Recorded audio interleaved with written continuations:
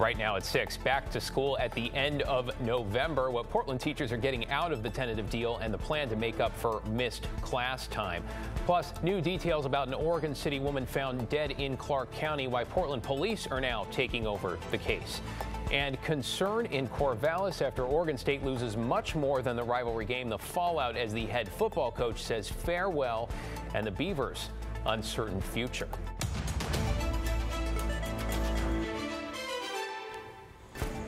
Thanks for joining us. I'm David Molko. And on this Monday, it was back to school for nearly 43,000 students after a teacher strike in Oregon's largest school district that stretched on for nearly a month came to an end with both sides finally reaching a tentative deal last night. We have live team coverage this evening. Daisy Caballero is talking to parents about some big changes coming to the school calendar. But first to Kyle Aboshi live at Chapman Elementary School in Northwest Portland. Kyle, let's start with the agreement itself. What happens there? David, both sides have to sign off on the deal before it's finalized. The teachers union will hold a vote, and the school board is scheduled to meet tomorrow night.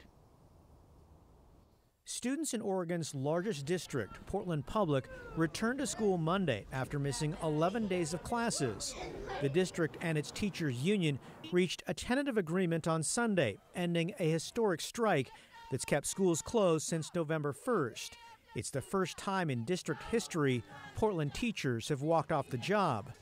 The nearly 1-month strike put pressure on many educators and families who now have to make up lost time. Couldn't get a lot of work done. Got very, very behind, but it took a long time for the teacher just to get the class to a place where they could start learning, and now I feel like they'll be starting over again. The tentative deal provides Portland teachers 13.8% cost of living raises over the next 3 years. The district had initially proposed an 11% pay hike, while the union wanted 23% raises. Additionally, the proposed contract gives teachers more planning time, increased mental health staff, and improved building conditions.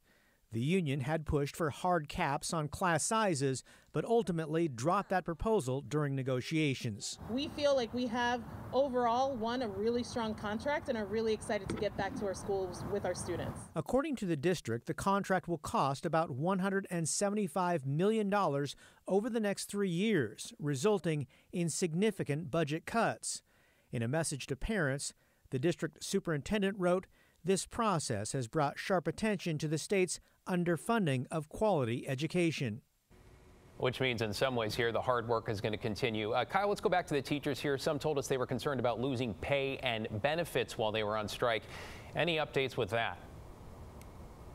Yeah, as part of this agreement that was negotiated, teachers who participated in the strike will get full back pay and benefits for every day they walked off the job. Thanks, Kyle. Appreciate that update. Okay, with students having missed some 11 days of classes, that means something has got to give. And it appears that something, it's winter break. Daisy Caballero talked to parents about the decision to essentially cut that break in half. She's live outside Lincoln High with reaction. Daisy.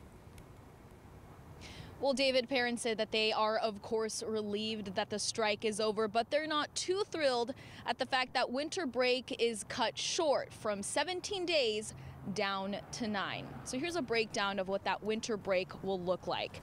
Students went back today, will lose December 18th through the 22nd to make up 5 of the 11 missed school days. So the holiday break will run from the 23rd and end on January 1st. And this change has left parents no other choice than to scrap their holiday plans, including Eric Happel, a father of 2 PPS high school students. It impacts us personally. We already have plane tickets that we bought to go visit relatives, which I don't know what we're going to do about that yet. We have to think about that and figure that out. It impacts a lot of people. So it's definitely not a perfect solution, but in fact, the strike was a very imperfect idea to begin with. The rest of the makeup days are tentatively set for January 26th, February 19th, April 8th, and June 12th through the 14th. All days students initially had off before the strike. Now, the topic of additional weather makeup days will be discussed no later than April 30th of next year. David? At least they got a calendar for most of the year now. Thank you, Daisy. Appreciate it. Stay with KGW for the latest on the aftermath of the Portland teachers strike, including the votes that are still to come. You can check out the fine print of the deal and get updates anytime on KGW.com and streaming on KGW Plus. In your headlines this evening, Portland police have taken over the investigation into the death of an Oregon City woman whose body was found in Clark County. 32-year-old Joanna Speaks' remains were found in April near an abandoned barn in Ridgefield. The medical examiner said Speaks died from blunt force trauma to the head and the neck. Portland police now say it appears she was killed in Portland before being moved to that location. In an earlier interview with KGW, her sister said Speaks had been battling addiction on and off and that her family had lost contact before her death. Speaks left behind 3 children. Still no word on any suspects. Developing right now in Yamhill County, a homicide investigation is underway after a fatal shooting. Information is limited right now, but the sheriff's office said a local resident found somebody suffering from gunshot wounds on Russell Creek Road. That's about 2 miles north of the community of Yamhill, just off of Highway 47. Russell Creek Road is closed between Highway 47 and Goodwich Road while police investigate. We'll bring you more information as it becomes available. In Tualatin, a motorcyclist is dead after a crash involving a school bus. This was around 7:15 this morning at Southwest 65th Avenue and Prosperity Park Road, just south of I-205. The Washington County Sheriff's Office says the rider died at the scene. The driver of the Westland Wilsonville bus and the 2 children on board were not hurt. Anyone with information about that crash is asked to call the Washington County Sheriff's Office. In Washington County as well, a 2-alarm fire kept firefighters busy this morning in the Cedar Mill neighborhood. It broke out around 9 this morning at an apartment complex on Barnes Road, just north of Highway 26. Firefighters say it damaged 5 units. The good news, there are no injuries and everyone was able to get out. There was a gentleman that was in the apartment to begin with when a fire started, asleep.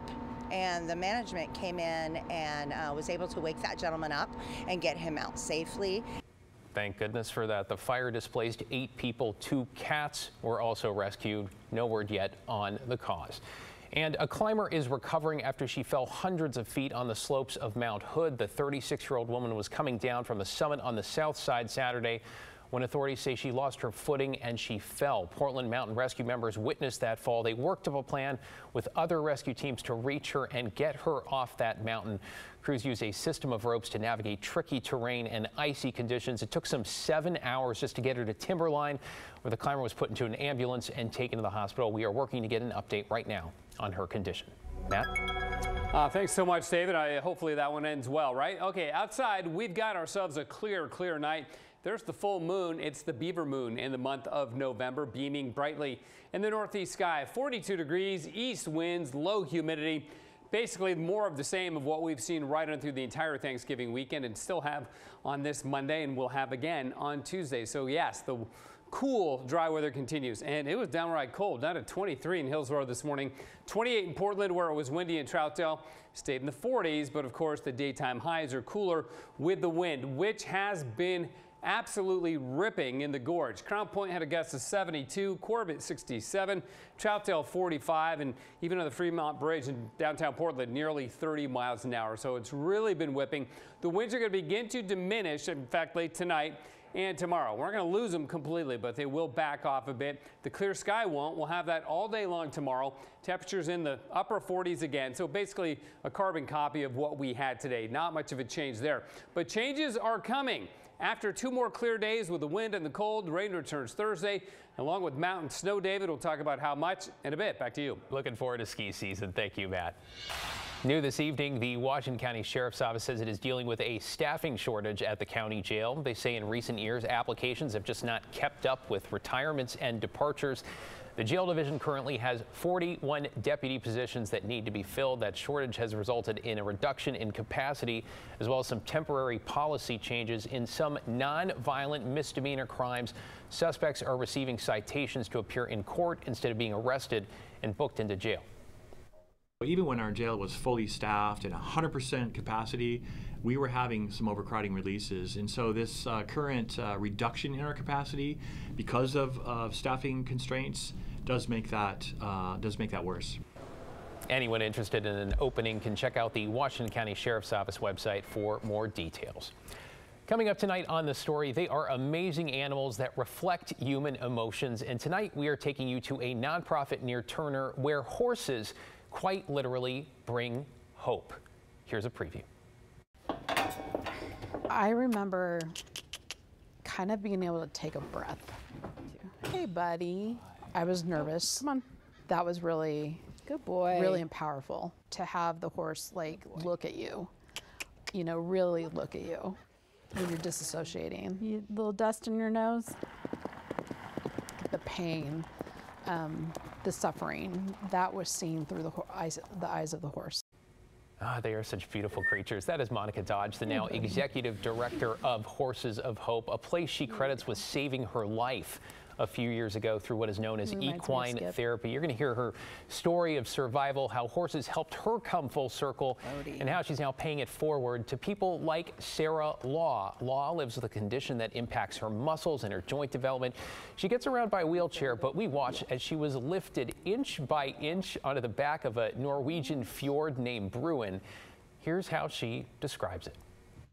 What is it like to be walking on the back of a horse when you can't walk every day? Is empowering. Empowering and so much more. Ahead at 6:30 on The Story, we're going to take you inside to meet the team and the horses that are working to transform the lives of so many, one ride at a time.